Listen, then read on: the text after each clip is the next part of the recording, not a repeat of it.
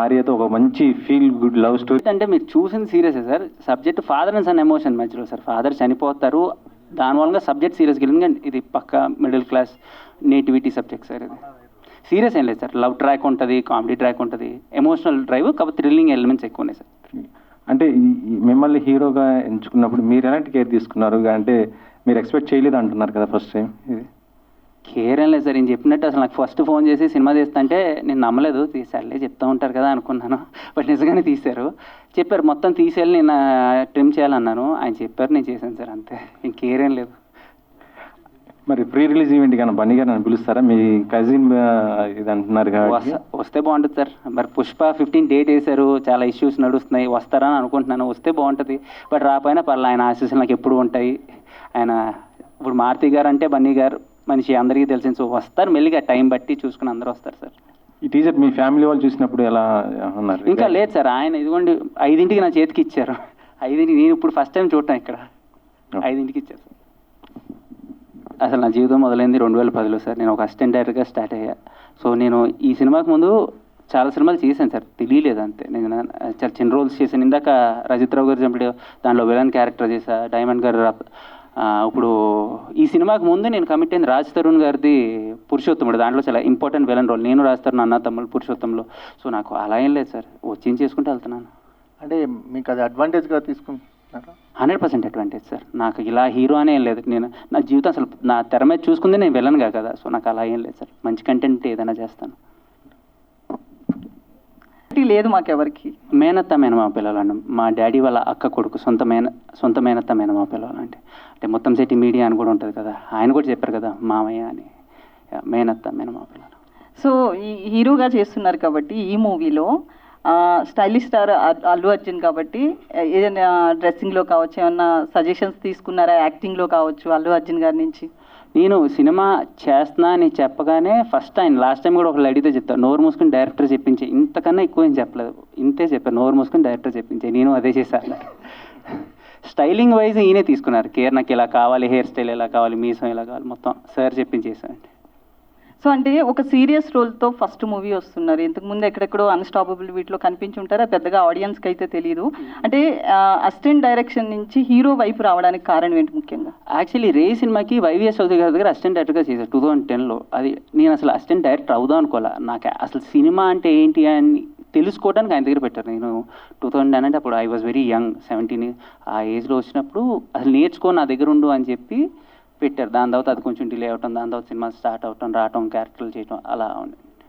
So అంటే Allu Arjun family నుంచి వస్తున్నారు కాబట్టి పెద్ద మూవీస్ నుంచి కూడా రావచ్చు. సో ఎందుకు ఇట్లా ఒక చిన్న మూవీ నుంచి రావడానికి రీజన్? పెద్ద మూవీ చిన్న మూవీ 100% అయితే ఇప్పుడు లేదండి. Only content is king. Content ఉంటే అదే పెద్ద సినిమా, కంటెంట్ లేకపోతే ఎంత పెద్ద సినిమా అయినా పోతుంది.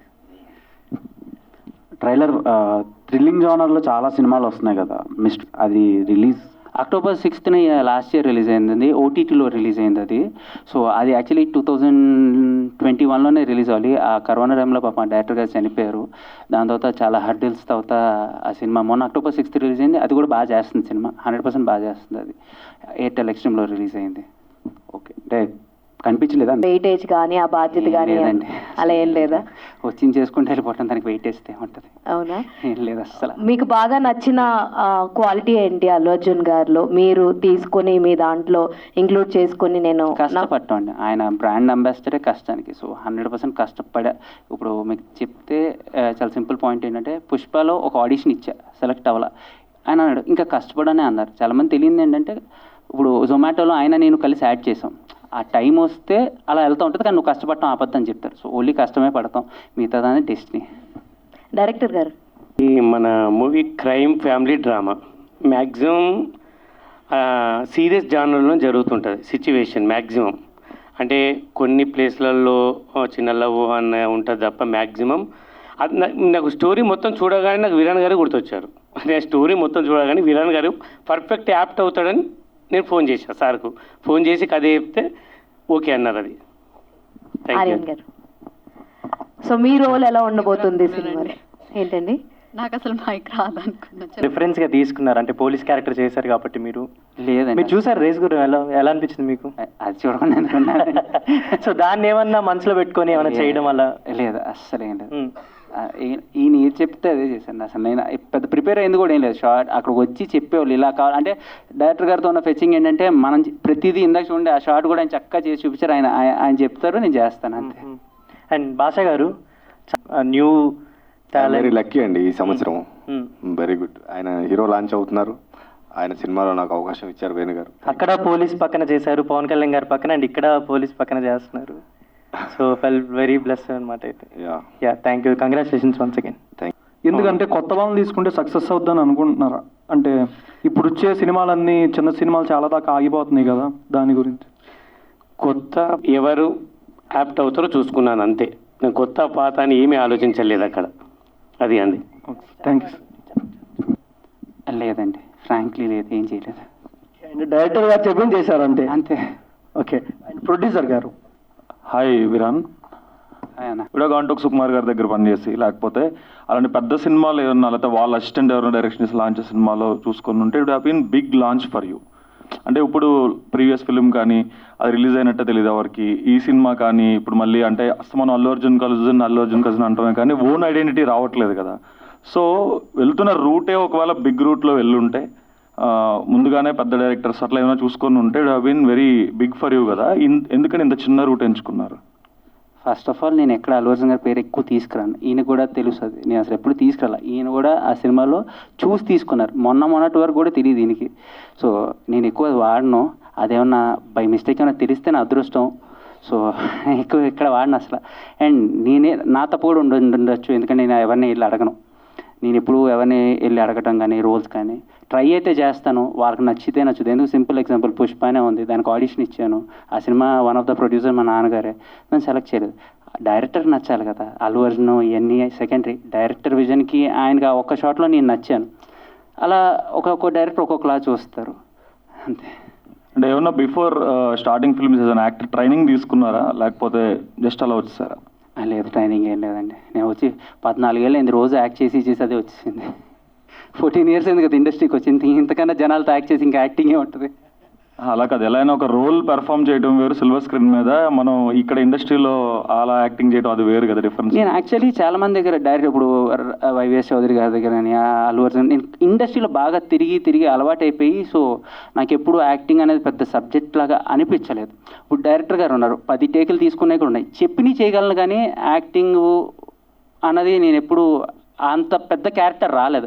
ఇదేంటి డైరెక్ట్ నా అదృష్టానికి రెండో సినిమానే, వెరీ యంగ్, నాకు అంత పెద్ద రోల్స్ రాలేదు, నేర్చుకునే అంత కేపబుల్ ఉన్న సినిమాలు రాలా. లక్కీలీ నాకు అదృష్టం మంచి డైరెక్టర్ దొరికారు, ఆయన ప్రతిదీ చేసి చూపించారు. సో యాజ్ చేసి అది చేశాను. అంటే మీ ఫాదరే ఆల్రెడీ పుష్పలో కూడా ఇన్వెస్ట్ చేశారు. అవును. సో మీ ఫాదరే ఇన్వెస్ట్ చేసి మీతో ఇంకా పెద్ద సినిమానే తీసుకోవచ్చు కదా. అంటే ఇంకా మిమ్మల్ని యాక్టర్గా ఆయన నమ్మట్లేదా? మా నాన్నగారు నమ్మట్లేదేమో. కానీ అప్పటి వరకు మరి మీరు వేరే వాళ్ళ డబ్బులతో ఎక్స్పెరిమెంట్ చేస్తున్నట్టు కదా. నేను చేయమని ఎవరిని అడగలేదు, ఆయన నచ్చి తీసుకున్నారు.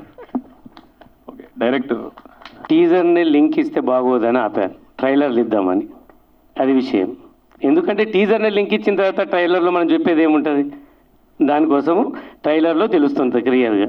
ఇది నిజంగా ముఖ్య గమనిక, ఇది రియల్గానే ముఖ్య గమనిక. అంటే ఒక చిన్న తప్పు చేద్దామని ఆలోచన వచ్చే వ్యక్తికి ఆలోచిస్తాడు, నిజంగా చెయ్యాలనా వద్దా అనేది. అంటే నేను తీశాను, అది నా ప్రయత్నం చేశాను, మీ దైవ నిర్ణయం అంతే. అంటే మీరు బాగా తీస్తే మా దయ్యం అక్కర్లేదు, ఆటోమేటిక్గా బాగా ఆడుతుంది.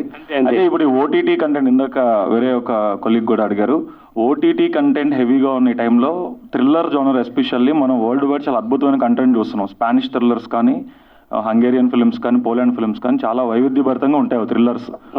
అయితే మన థ్రిల్లర్స్కి వచ్చేపాటికి ఎప్పుడు కూడా ఒక డిస్టింక్టివ్ లేయర్ కంటే కూడా మనం ఇంకా బేసిక్ ఎమోషన్ మీదే తప్పు చేయాలంటే ఆలోచించాలి. ఇలాంటి కంటెంట్ 90s నుంచి చాలా సినిమాలు వచ్చాయి.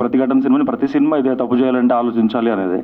సో ఈ టైంలో మీరు తీసిన కాంటెంట్ ఎంత డిస్టింక్టివ్గా ఉంటుందని మీరు అనుకుంటున్నారు? అంటే తప్పు అంటే కొన్ని 1000 తప్పులు ఉంటాయి, నాదో తప్పు. ఆ 1000 తప్పుల్లో నాదో రకమైన తప్పు. అది హోప్ఫుల్లీ అది నిజంగా వేరే తప్పు అయితే సినిమా కరెక్ట్గానే ఉంటుంది. All the best. Thank you.